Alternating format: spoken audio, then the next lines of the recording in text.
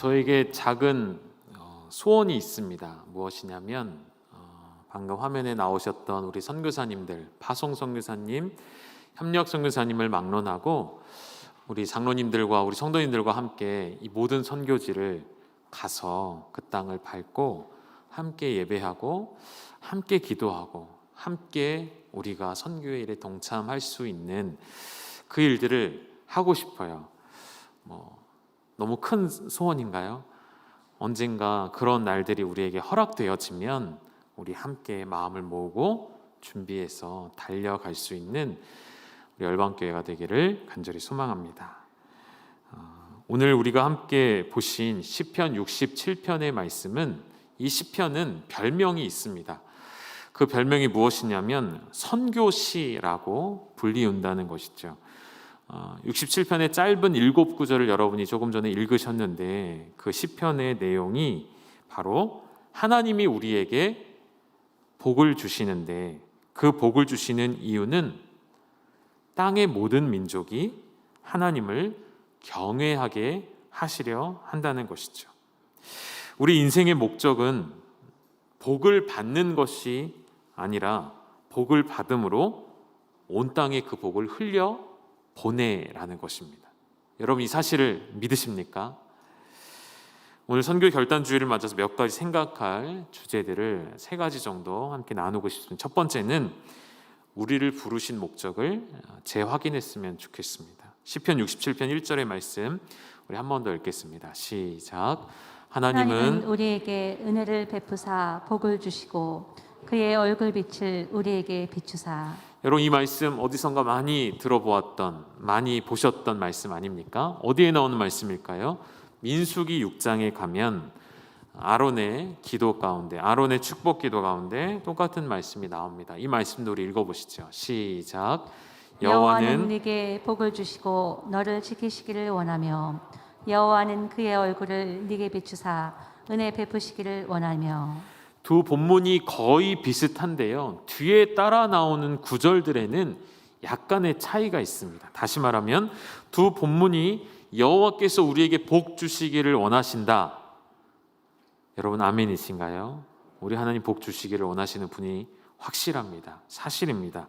그런데 이 시편과 민수기의 말씀이 비슷하지만 다른 차이점, 중요한 차이점이 한 가지 있는데, 그것이 무엇이냐면 바로 축복의 대상이 다르다는 거예요.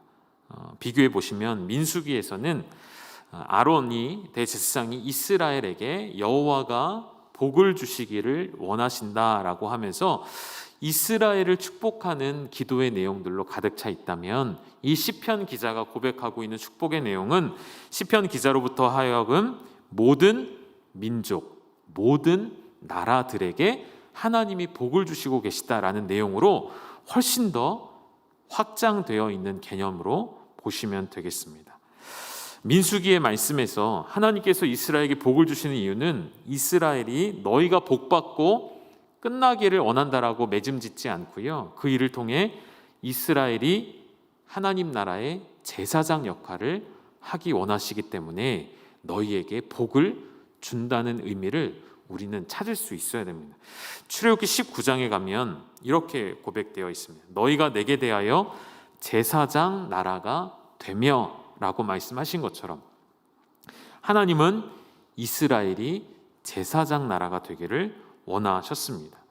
출애굽 이후에 그들에게 그들의 정체성이 무엇인지를 확인시켜 주시는 구절인 것이죠. 그리고 더 나아가서 오늘 우리가 읽은 시편 67편은 복을 받은 이스라엘이 이제는 정말 제사장 나라가 되어서 모든 민족을 향해 손을 들고 축복해 준다는 내용이 되는 것입니다.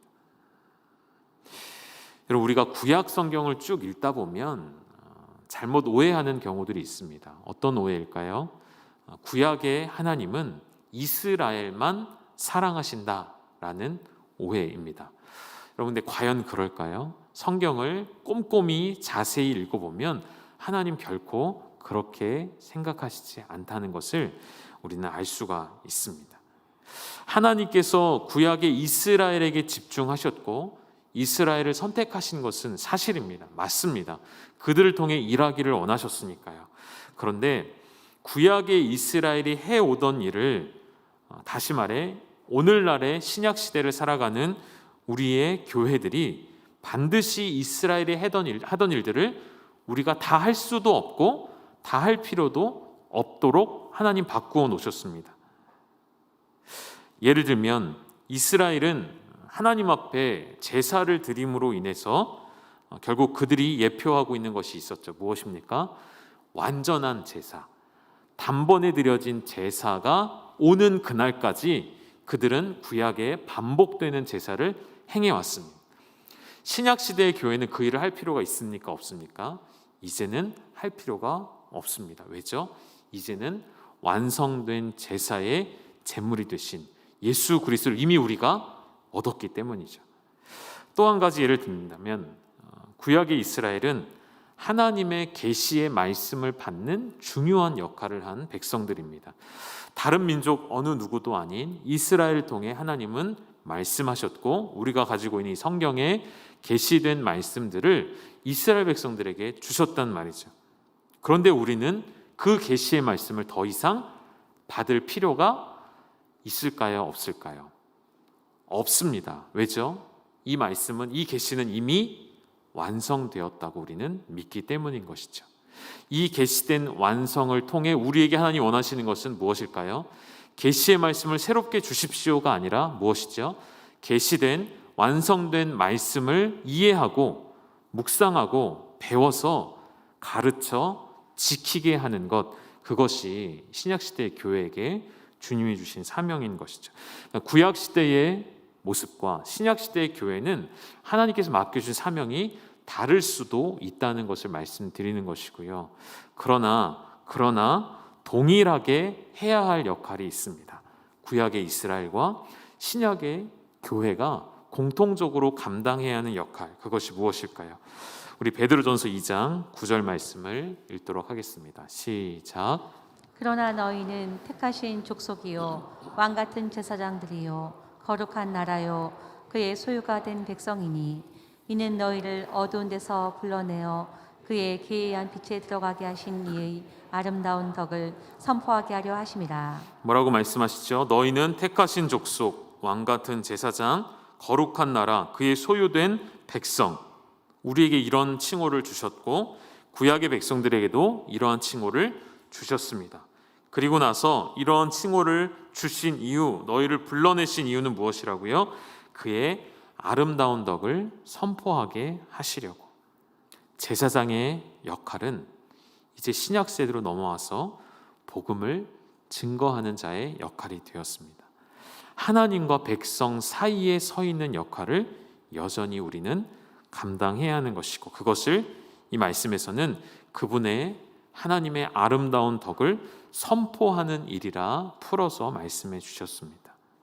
그래서 여러분, 이 시편 67편의 시는 구약에서 이스라엘이 제사장으로서 드린 기도이자 동일하게 오늘 이 시대 가운데 제사장 역할을 감당해야 하는 우리의 기도문이 되어야 한다는 것이죠. 두 번째, 우리가 생각할 주제는 하나님은 누굴 사랑하시는가 하는 문제입니다. 67편의 내용이 아론의 축복 기도와 다른 점이 있다고 말씀드렸죠. 그리고 그것을 축복받는 대상의 저는 확장성이라 표현을 하고 싶은데요. 한 민족이 아닌 열방, 모든 나라, 모든 민족이 복을 얻게 하시는 것.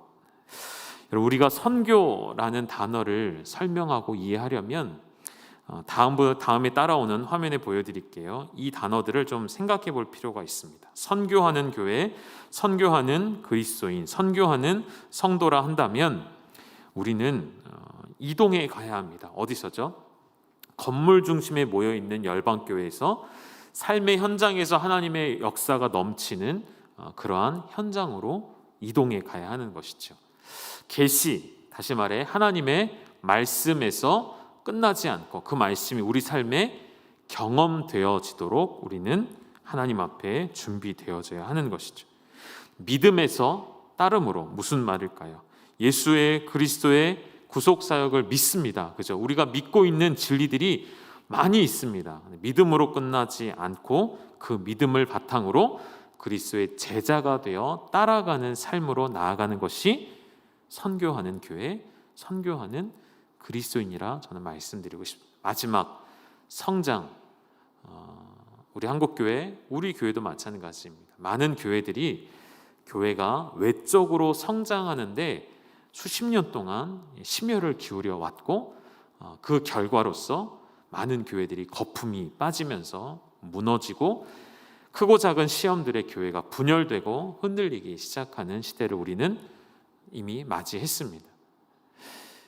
그런 교회가 성장주의, 교회가 커가기를 원하는 것, 그것에 집중하던 모습에서 높이 올라가는 성장이 아니라 옆으로 퍼져가는 확장의 사역을 이루어갈 때, 다시 말하면 복음으로 세상을 덮는 이 확장되어가는 하나님의 선교를 감당할 때 진짜 선교하는 교회가 되고 주님이 원하시는 교회가 된다 말씀을 드리고 싶습니다. 시편 67편의 내용과 민수기의 축복의 내용의 차이는 다른 것이 없고 오직 한 가지, 그 축복을 받는 대상이 이제는 열방으로 확장되어진 것처럼 하나님의 구원의 역사를 모든 나라에 알리고 그 결과 모든 민족이 주님을 높여 부르게 되는 찬송의 일을 하도록 우리를 부르셨다는 것이죠. 여러분 생각해 보십시오. 아브라함을 하나님이 부르셨습니다. 택하셨습니다. 그가 원해서 택함받은 것이 아니라 하나님이 일방적으로 아브라함을 택하고 부르셔서 뭐라고 말씀하셨습니까? 내가 너의 자손들만 복을 주겠다 하셨습니까? 아니요. 그렇게 말씀하시지 않으셨어요. 우리 오해하면 안 됩니다. 하나님은 이미 구약시대로부터 땅의 모든 족속이 너로 말미암아 복을 받을 것이라고 이미 선언해 놓으셨어요. 이미 아브라함에게 모든 족속, 모든 나라, 모든 열방 그들에게 내가 복 주기를 원하신다 선언을 해 놓으셨다는 것이죠. 아브라함을 부르실 때부터 이미 모든 나라들이 하나님의 계획 안에 포함되어 있다는 것을 우리는 놓치지 말아야겠습니다. 한 가지의 예를 들어보시죠. 출애굽 사건 당시에 하나님께서 10가지의 재앙을 내리심으로 이스라엘 민족이 애굽에서 나올 수 있게 하셨습니다. 여러분 생각해 보면 왜 10가지의 재앙을 내리셨을까요? 한 5가지만 하시면 안 됐을까요? 만약에 제가 하나님의 입장이라면 감히 그 입장에 설 수도 없지만 저라면 혹은 여러분이라면 몇 가지 재앙을 하셨겠습니까? 저라면 한 방에 단 한 번에 끝냈을 것 같아요. 가장 센 걸로 한 방. 그래서 그 견고하고 그 교만한 이집트가 하나님의 치심 한 방에 다 무너져서 손을 들고 항복하게 만들지 왜 이렇게 번거롭게 못에 계속 왔다 갔다 하죠. 바로 앞에 섰다가 하나님 앞에 섰다가 백성들 앞에 섰다가 이런 여러 가지 번거롭고 분주하고 복잡하게 일을 왜 하나님 만드셨을까요?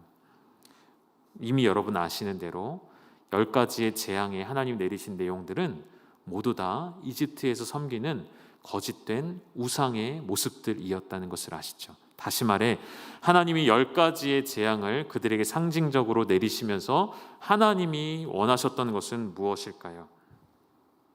그것은 출애굽기 9장 16절에 나온 말씀처럼 우리 함께 읽어보실까요? 시작. 내가 너를 세웠음은 나의 능력을 네게 보이고 내 이름이 온 천하에 전파되게 하려 하였음이니라. 무엇이죠? 보잘것없는 모세를 세우셔서 그들에게 하나님의 능력을 보이실 뿐만 아니라 10가지 재앙을 통해 하나님의 이름이 온 천하에 전파되게 하시려고. 다시 말해서 이집트에서 하나님보다 높다고 말하는 거짓된 모든 우상들은 하나님의 이름 아래 여호와의 발 아래 있음을 알려주셔서 그것도 무려 10번이나 이집트를 때리시면서 여러분 그 당대에 이집트는 최강대국이었습니다. 최고의 군사력을 가진 나라이고 어마어마한 나라였습니다. 모든 열방이 이집트가 최고의 나라라는 것을 알고 있었을 당시였습니다. 그때 하나님이 이집트를 무려 10번이나 치시면서 어떻게 하신 거예요? 모두가 다 알게 하신 거예요. 무엇을요? 하나님 여호와께서 참 신이시구나. 여호와의 이름만이 열방 가운데 높임을 받으셔야 하는구나. 하나님은 그 일을 지속적으로 해 나가십니다. 모든 민족들, 모든 나라들 앞에 이스라엘을 세우시면서 이스라엘이 영광을 받는 것이 아니라 하나님 당신의 이름이 온 나라들 가운데 영광 받기를 원하셨어요. 출애굽기 12장의 한 구절을 한번 찾아보시죠. 37절과 38절인데요. 이 내용에 보면 이제 출애굽한 이스라엘이 라암셋을 지나서 숫곳에 이르렀을 때에 이제 그 인원수가 표시되어 있습니다. 유아 외에 걸어가는 장정만, 그러니까 남자 어른만 60만 명 가량 된다라고 계수가 되어 있죠. 근데 더 중요한 건 그 다음 단어인 것 같아요. 뭐라고 되어 있냐면 수많은 잡족이라는 표현이 되어 있습니다. 여러분, 잡족이 뭐죠? 다시 말하면 여러 민족이라는 거예요. 여러분, 하나님께서 출애굽시키실 때 아브라함의 자손들만, 아브라함과 이삭과 야곱의 혈통을 잇는 자들만 데리고 나오신 게 아니에요. 누구도 함께 데리고 나오셨다고요? 잡족, 다시 말해 여러 이방 민족들이 함께 섞여져 나왔어요. 이미 하나님의 나라 유대인들이라는 공동체는 순수 혈통이라 말할 수가 없는 거예요. 왜죠? 여러 민족의 피가 이미 이제는 섞여지기 때문인 것이죠. 하나님은 모든 민족을 구원하기를 원하십니다. 지금도 마찬가지입니다. 한 가지 더 극적인 예를 하나 들어드릴게요. 마태복음과 누가복음에 가면 예수님의 족보가 등장을 하죠. 거기에 보면 원래 유대인들의 족보에는 남성 중심의 사회이기 때문에 여성의 이름이 족보에 올라가지 않잖아요. 그런데 5명의 여인들의 이름이 족보에 들어갔습니다. 제가 불러드릴게요. 다말, 라합, 우리아의 아내 바세바죠. 그리고 룻, 마지막 마리아. 예수님의 계보, 예수님의 족보에 5명의 여인의 이름이 올라간 것도 놀라운 일인데요. 여러분, 더 놀라운 것이 있죠. 이 중에 2사람은 답을 알려드릴게요. 라합과 룻은 누굽니까, 여러분? 유대인입니까? 아니요. 이방 여인이라는 것이죠.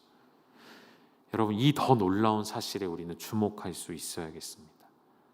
하나님이 그 놀라운 구원의 계획을 펼치시는데 이방 민족이 함께 들어가 있다는 거예요.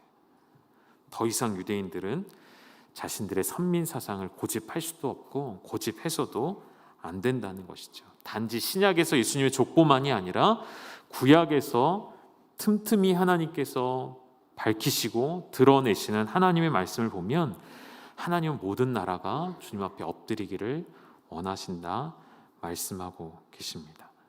사랑하는 여러분, 모든 민족에게 나아가는 것이 우리의 사명인 줄 아셔서 오늘 설교의 제목이 나는 선교사입니다 라고 붙여보았어요. 저를 한번 따라해 볼까요, 여러분? 우리는 선교사입니다. 한 번 더요. 나는 선교사입니다. 내가 선교사라는 생각 해보신 적 있으십니까? 잘 못하게 되시죠. 화면에 나오신 무언가를 헌신하고 무언가를 희생하고 결단해서 타지에 가 계신 분들이 선교사님이지, 훈련받고 그런 분들이 선교사님이지 내가 무슨 선교사인가? 아니요, 그렇지 않습니다. 오늘 말씀 가운데 나온 것처럼 모든 민족이 하나님을 알게 하는 것은 어디서부터 시작해야 될까요? 땅 끝에서부터 시작인가요? 아니죠. 오늘 우리가 서 있는 자리부터 시작되는 것입니다. 그러하기에 여러분의 가정에서 여러분은 선교사입니다. 여러분의 바운더리 안에서 여러분은 선교사입니다. 여러분의 직장에서 여러분은 선교사인 줄 믿으시고 그 사명이 여러분에게 있다는 사실을 아시고 오늘도 모든 열방이 주님을 볼 때까지 믿음으로 달려가시기를 주님의 이름으로 축복합니다.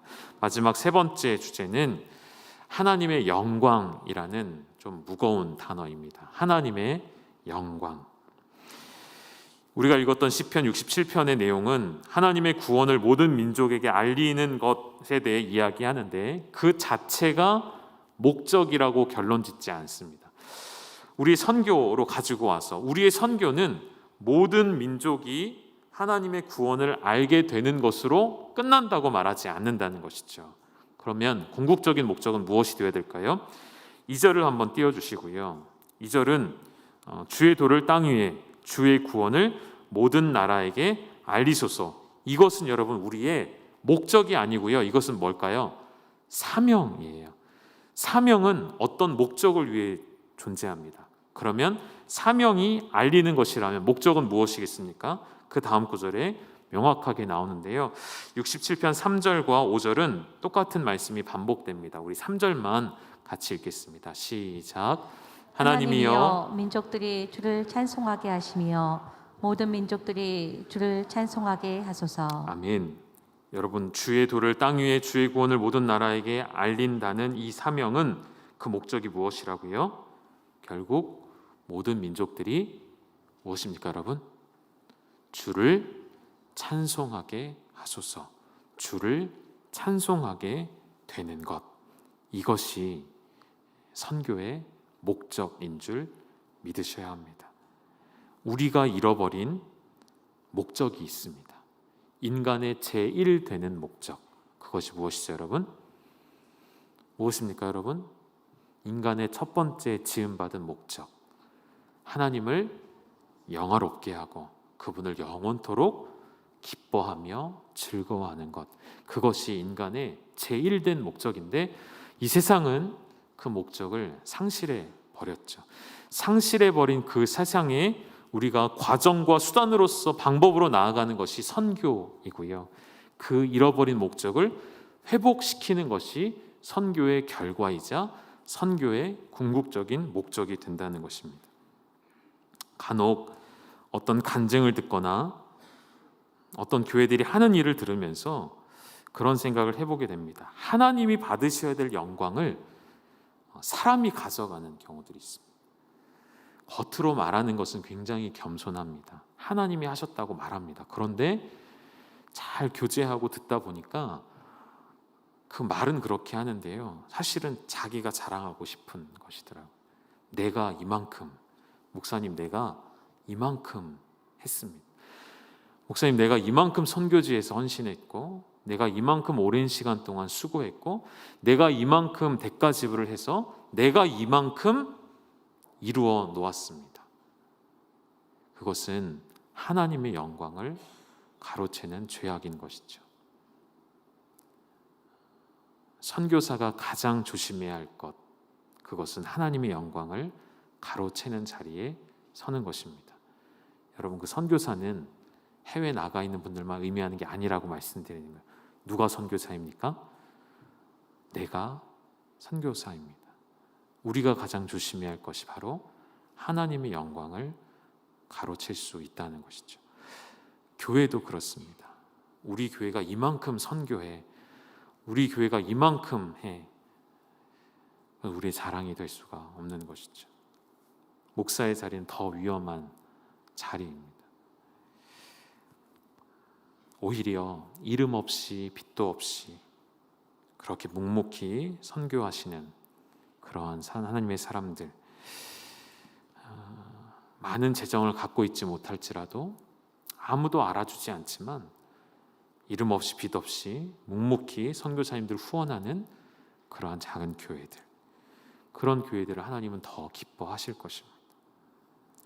사랑하는 여러분, 우리의 제1된 목적을 잃어버리지 마시고 동시에 하나님의 영광을 가로채는 자리에 서지 않도록 깨어 있으시기를 주님의 이름으로 축원합니다.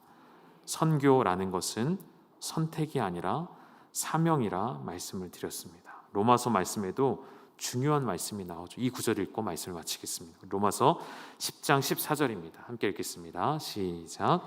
그런즉 그들이 믿지 아니하는 일을 어찌 부르리요 듣지도 못한 일을 어찌 믿으리요 전파하는 자가 없이 어찌 들으리요. 아멘. 여러분, 하나님을 알지 못하는 이들이 하나님을 어찌 볼 수 있고 어찌 들을 수 있고 어찌 믿는다 말할 수 있겠습니까? 누가 필요하다고요? 전파하는 자가 필요합니다.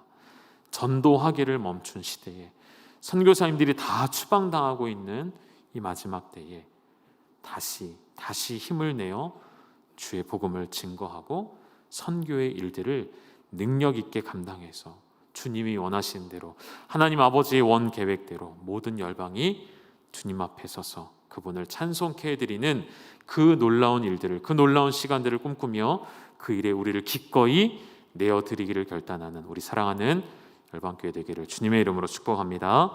함께 기도하시겠습니다.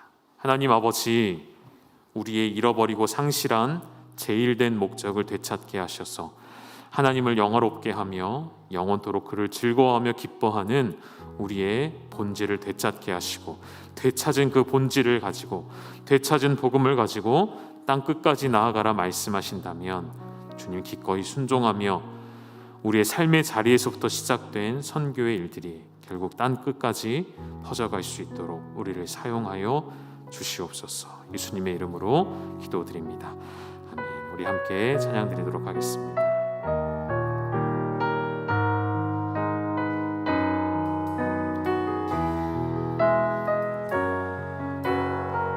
이 땅의 동과 서남과 북, 이 땅의 동과 서남과 북, 가득한 죄악 용서하소서.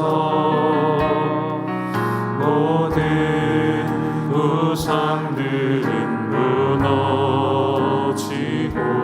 주님만 높이는 나라 되게 하소서. 이 땅에 지친 모든 영혼 주 예수 사랑 알게 하소서. 저들의 아픔과 눈물 씻는 주님의 보혈 이 땅 치유하소서. 성령의 새바람, 성령의 새바람 이 땅에 불어오소서.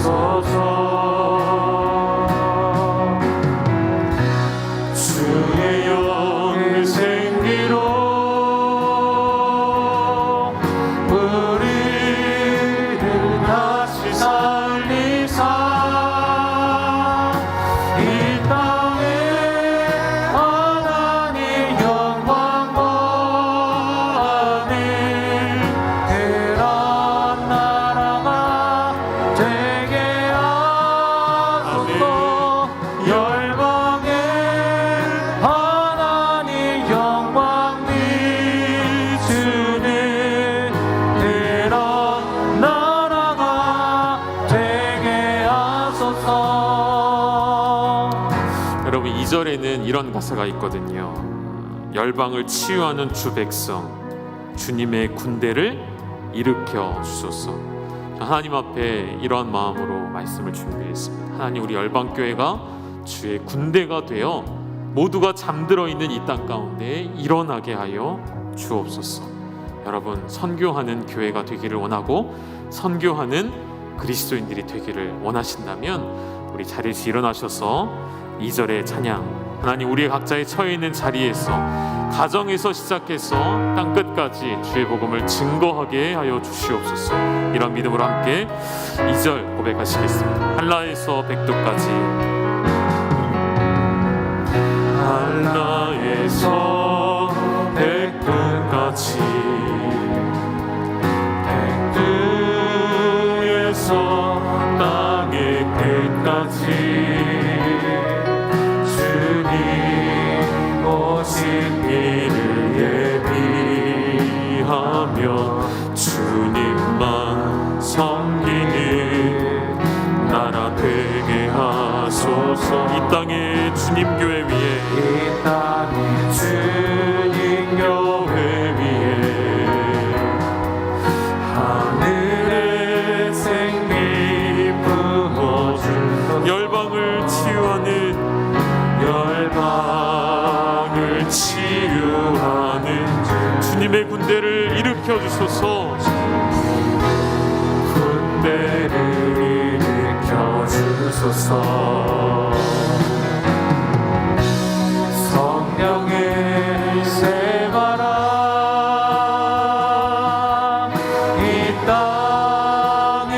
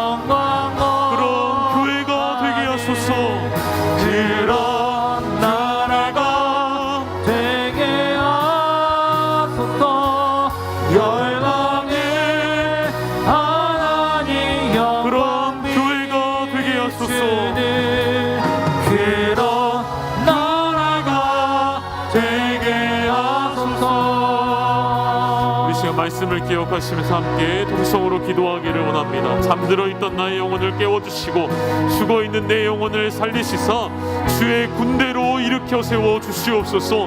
하나님, 우리 열방교회가 하나님 우리가 함께 파송하며 후원하며 협력하는 모든 선교사님들이, 우리 열방교회에 속한 모든 지체들이 이 마지막 시대에 모두가 잠들어 있는 땅 가운데 주의 군대로 일어나 주의 복음을 땅 끝까지 증거하는 믿음의 도구로 쓰임받게 하여 주시옵소서. 이러한 믿음의 고백 우리 주여 한번 부르짖고 간절히 기도하며 나아가시겠습니다.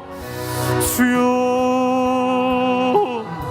하나님 아버지, 하나님 이 마지막 때에 잠들어 있는 우리 영혼들마다 주 예수 그리스도의 사랑을 알게 하여 주시기 위하여 우리를 택하셨고 우리를 불러주셨음을 믿습니다. 하나님, 이 땅의 모든 주의 교회들 가운데 하늘의 성령을 부어주시사 하나님 저들의 아픔과 눈물을 씻겨주는, 열방을 치유하는 주님의 군대로 일어서게 하여 주시옵소서.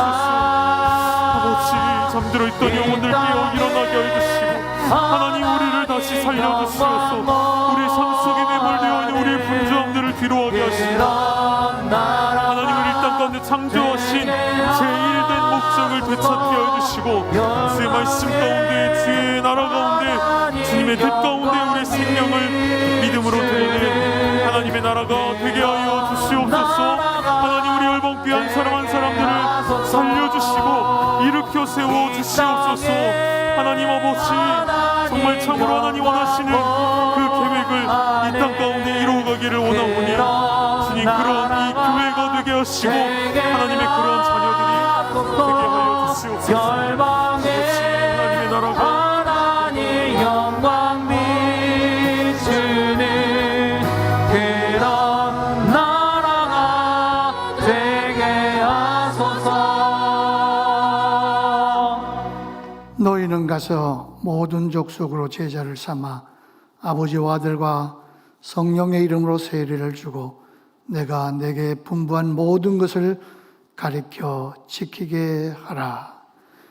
이제도 우리 주 예수 그리스도의 은혜와 아버지 하나님의 극진하신 사랑과 성령님의 역사 위로 교통하심이 나는 선교사입니다, 그 믿음을 가지고 그 사명을 가지고 주의 뜻을 받들며 주의 나라의 완성을 위하여 예배한 우리 열방의 가족들 위해와 또 열방의 가족과 더불어 선교지에서 수고하는 모든 선교사님들 가정과 모든 사역들 위해 하나님의 놀라운 은혜와 축복이 이제로부터 영원토록 함께 있을지어다.